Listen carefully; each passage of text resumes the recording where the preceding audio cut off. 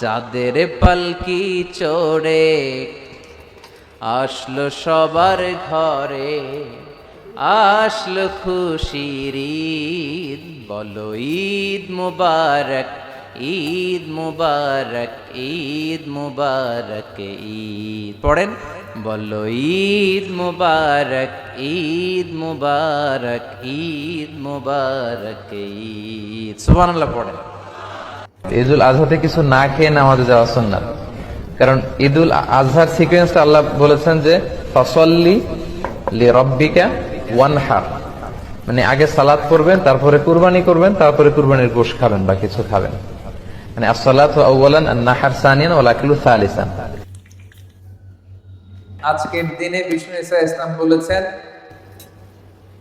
ঈদের নামাজের পরে সবচেয়ে আল্লাহ তাআলার কাছে প্রিয় ইবাদত হচ্ছে প্রাণীর রক্ত প্রবাহিত করে দেওয়া।